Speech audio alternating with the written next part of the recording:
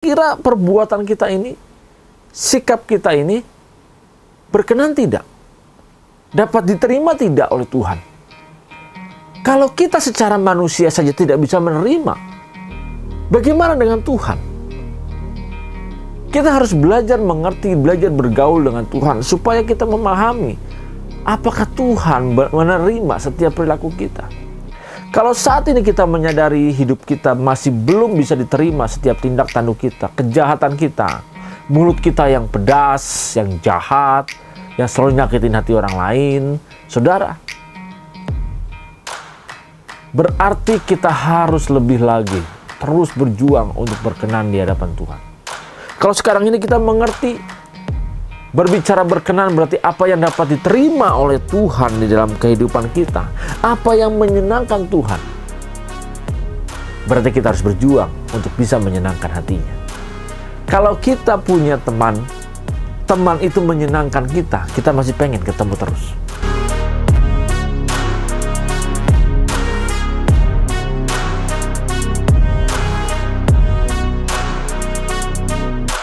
Shalom saudara yang dikasihi oleh Tuhan Yesus Kristus dimanapun saudara berada saat ini.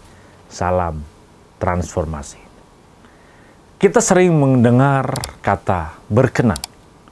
Bahkan kita sering mengatakan bahwa kita berkenan di hadapan Tuhan atau inilah tahun perkenanan Tuhan. Pertanyaan saya saudara, apakah saudara mengerti apa yang dimaksud dengan berkenan? Dan bagaimana sebenarnya berkenan itu? Seperti apakah orang yang berkenan? Kita harus bisa menyadari, memahami apa sebenarnya itu berkenan.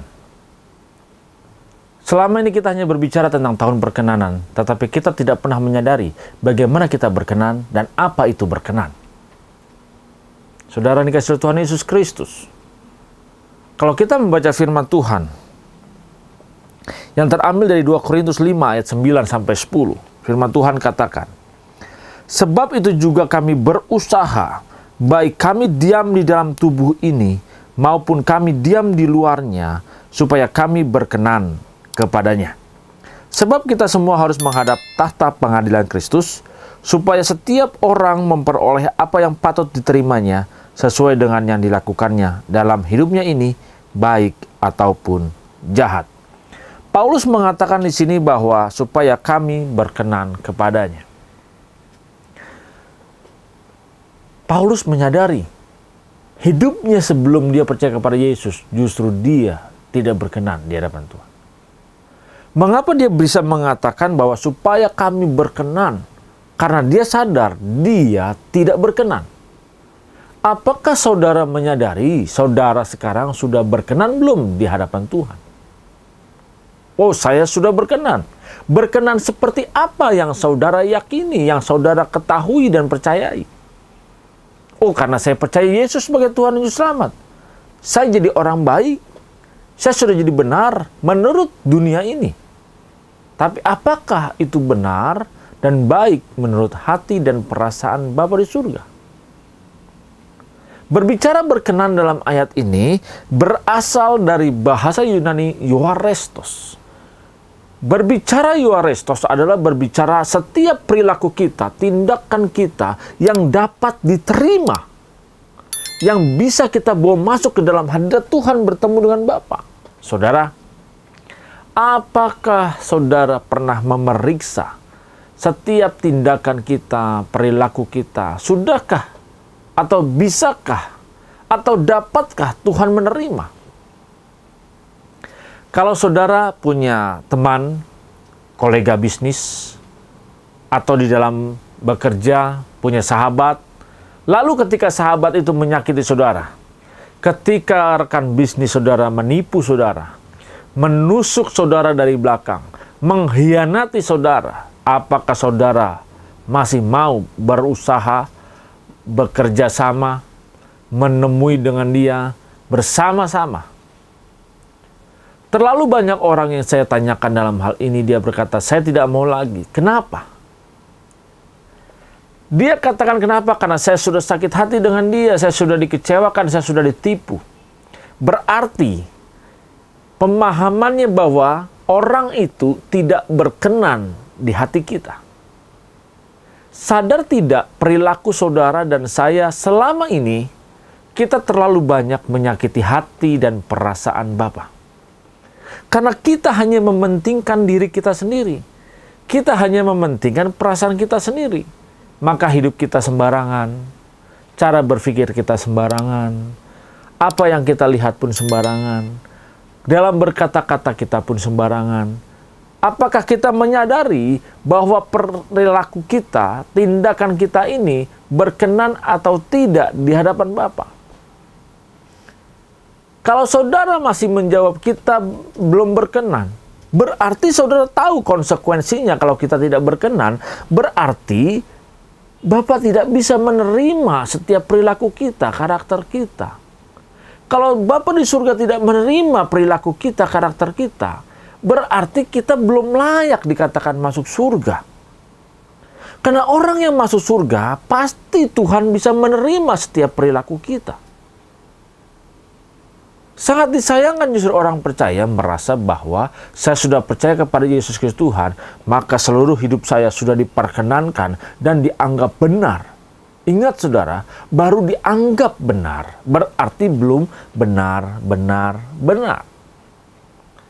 Kalau status kita masih dianggap benar, berarti kita harus berusaha, berjuang, bekerja keras supaya kita menjadi orang yang benar. Saudara, berbicara berkenan bukan karena kita percaya kepada Yesus kita sudah berkenan. Tapi orang yang percaya kepada Yesus, dia menunjukkan bahwa dia mengalami perubahan dari waktu demi waktu. Supaya Tuhan bisa menerima setiap perilaku dan karakter kita.